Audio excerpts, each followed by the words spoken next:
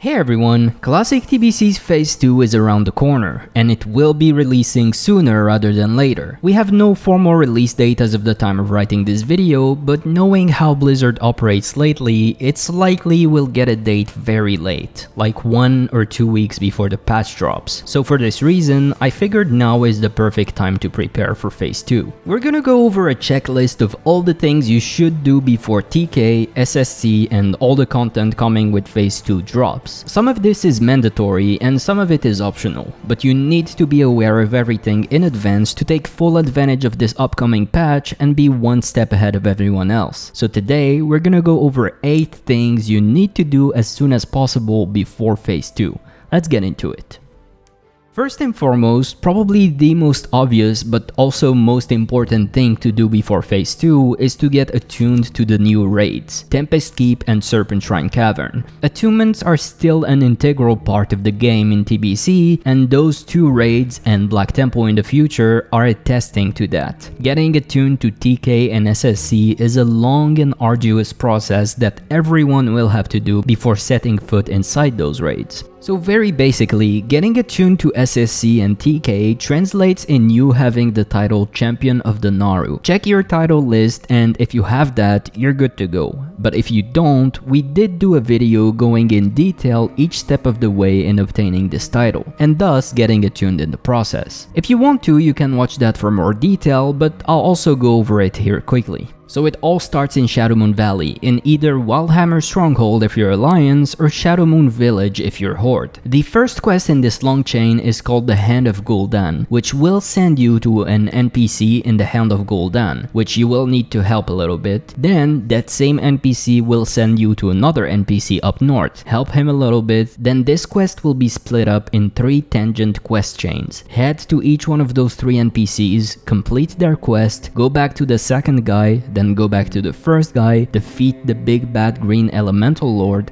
and that's everything in Shadowmoon Valley. You'll then have to go to Adal and Shathrat. He will give you Trial of the Naru Strength, Mercy, and Tenacity, which are 3 quests asking you to complete 4 different dungeons in Heroic only. Doing all of them will then unlock a quest obtainable in Heroic Slave Pens, which will ask you to kill Gruul and Nightbane. You'll then be attuned to SSC. Then you'll unlock Trial of the Naru McTheridan from Adal, asking you to kill McTheridan, and you'll then finally be attuned to Tempest Keep. This was a very condensed version of it, so if something is not clear, make sure to check our video explaining this in more detail. And hopefully a lot more players will be focusing on doing this now that Phase 2 is coming, so this should be faster to do now. Good luck. Moving on, the next thing you should prepare for is your crafted gear. SSC and TK introduce a lot of new recipes, and a lot of these recipes will require obtaining reagents from now, which means that the demand for those will go up, and so will the price incidentally. So whether you want to create some of those items in Phase 2 or invest some gold for a huge return, you need to be aware of those recipes and what they require. A very easy way to know what recipes are coming in Phase 2 is to search for Nether Vortex on Wowhead. This will show the 20 recipes that require Nether Vortex, which is the new version of Primal Nether coming in Phase 2. I'm pretty sure those are not the only recipes added with Phase 2, but that's a good start. Go over this list, look if you'll need something, and buy or farm the reagents now before their price explode on the auction house. To go on a small tangent here, Nether Vortex is a special reagent, in the sense that it only drops inside those raids, but not from bosses. Your main source of Nether Vortex will be from the trash inside both of those raids, and the only bosses that do drop them are Lady Vash and Kel'Thas. So what you'll probably see happening a lot is that players will be forming trash farming groups, killing a certain number of trash up to the first boss, then resetting and starting again. That's just something I wanted to mention so you know how to efficiently farm Nether Vortex once those raids drop. Speaking of Primal Nether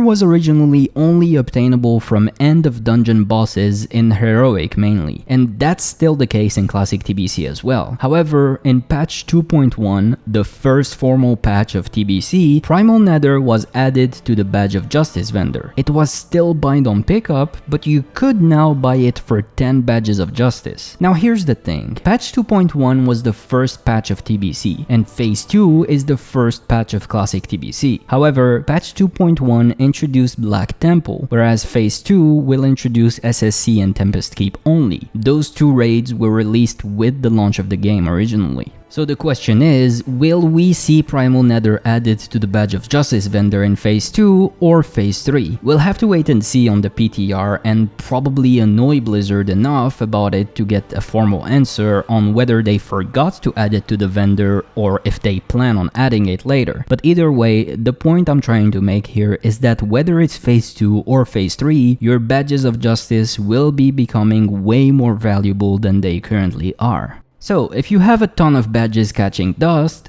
don't go on a spending spree with them if Primal Nether isn't added to the vendor in Phase 2, because they will eventually. And if you don't have any badges, I would suggest doing at least your daily heroic quest every day and start stockpiling them, because not only will Primal Nether be added to the Badge of Justice vendor, but so will Nether Vortex in Phase 5. And then, both of them will become tradable, and you'll also be able to buy Sunwell equivalent gear with Badges of Justice. So really, farm badges early and farm them often. You'll never have too many of them. Here's one obscure item to invest in right now. If you're someone who goes through mana potions a lot, this will be a godsend to you. Bottled Nethergon Energy. This item was originally added in patch 2.1, but it went under Blizzard's radar, or more than likely they did not care about it. It is obtainable right now in Phase 1 in Classic TBC. This is a mana potion that drops from the trash inside Tempest Keep 5-man dungeons, and that only works inside Tempest Keep instances, including the raid. And because nobody really cares about them currently, they're super cheap on the auction house. Best part about it is they stack up to 15 instead of 5 like the regular mana potions. So yeah, just a quick thing I wanted to mention for those mana potion addicted people out there, because I know there's a lot of you. Take advantage of this before the prices rise.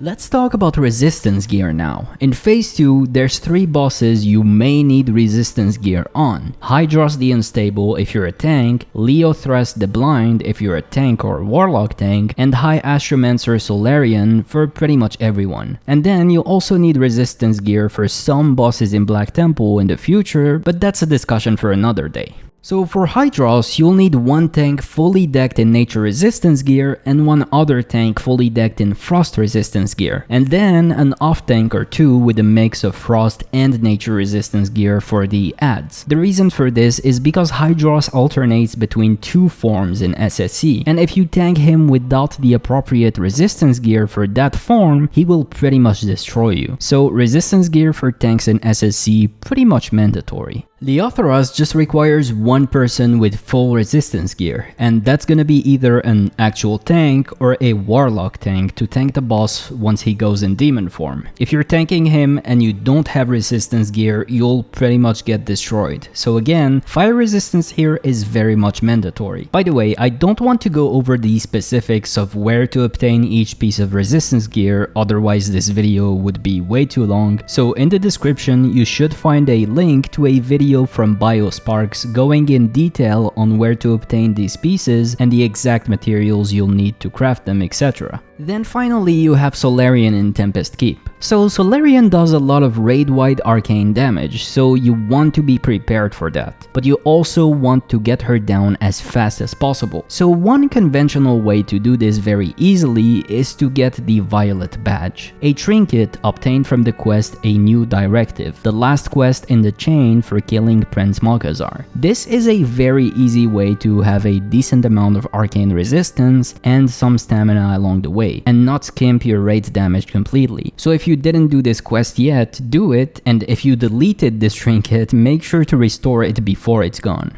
Let's now talk about arena points. Phase 2 introduces Season 2, and once that's live, all your arena points will be reset and converted to honor points. Blizzard historically always did that to not have the best teams in the servers always be fully decked out the moment the season drops, and they will do it again this time around. So pretty much the thing to do as soon as possible is to spend your arena points before they're gone. But don't spend them too soon either. Blizzard also said during their announcement that Season 1 gear will soon be discounted, and they said that it is gonna be early enough to allow players to farm their Season 1 gear in preparation for Season 2. Blizzard also said that soon enough the arena point distribution will be increased. You'll receive more points at the end of every week, and that actually went in effect just yesterday as of the time of writing this video. So, with Arena giving more points at the end of each week, gear being discounted, and Arena points getting reset once Season 2 starts, this means you really need to farm Arena now as much as you can and then spend your points at the last minute, right before your points are reset. That way, if you're after a specific piece of gear or weapon, and I know this is not only exclusive to PvPers, a lot of Arena gear is also really good in PvE, like the maces for enhancement shamans, for example. So make sure to farm as much arena as possible, then spend your points once the gear goes on discount in a week or two from now.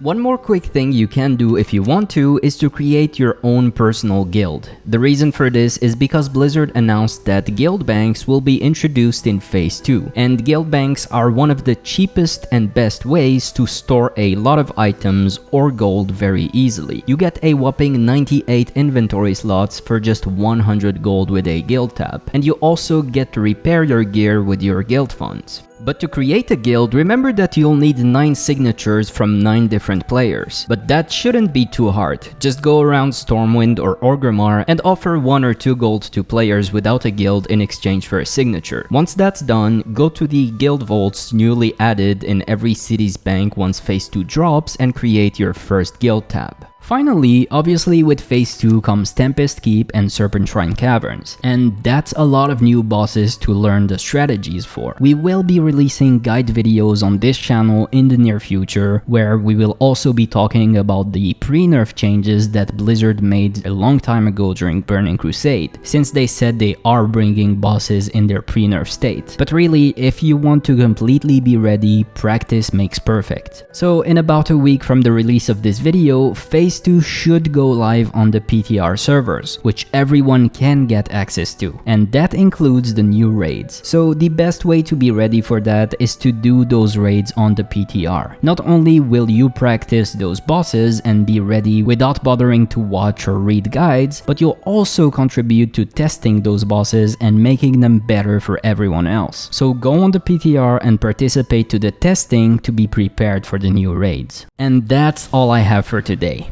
With this checklist of 8 things to prepare for, you should be more than ready to take on Phase 2 when it launches. Remember that overall what matters is that you have fun, so don't stress out too much about doing everything we mentioned here. Enjoy the game at your own pace and do these things at your own discretion. But also, if you're someone who enjoys min-maxing and being totally prepared, this should give you a lot to do for the next few weeks. And with that, as always, thank you all so much for watching. I hope you enjoyed this video. If you did, remember to give it a like and subscribe to the Classic WoW Curios channel for more content like this. I will see you guys in the next one very soon. Bye for now.